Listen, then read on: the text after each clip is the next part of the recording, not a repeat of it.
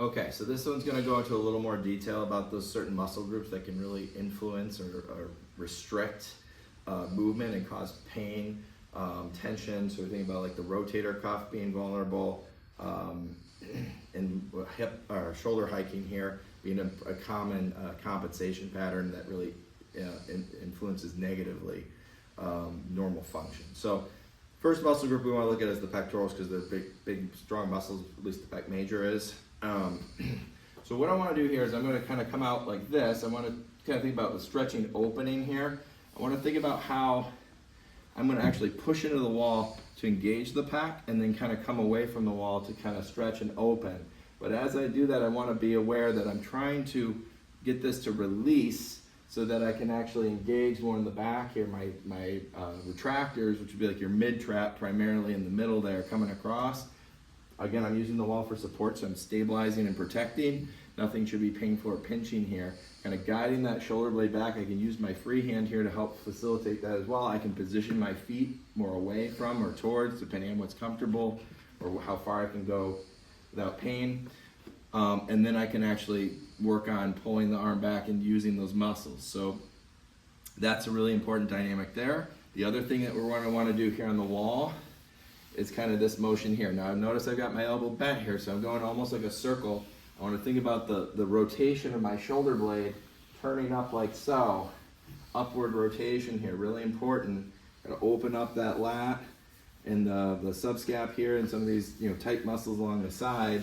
I'm going to try not to lean too much. I want to really try to just shift and lift into that to hold myself up and not lean and really get the motion isolated from here.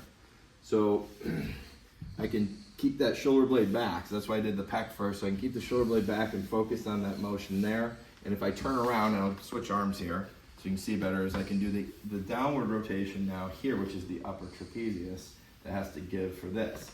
And again, I can adjust my body here. I want a little bit of bend in the elbow. It's helpful if you can get your whole forearm on the wall instead of just your hand, because it's really easy to lock out the elbow here, which isn't exactly what we want. We want a little bit of rotation, which means a bent elbow, forearm on the wall, trying to come here, not forcing, not pinching. You can use rotation, it's not cheating, it's more natural. Again, I'm going to shift my weight, lift and open, rather than pulling away from and kind of hiking my shoulder. I don't want to do that. So that's kind of those rotational components there.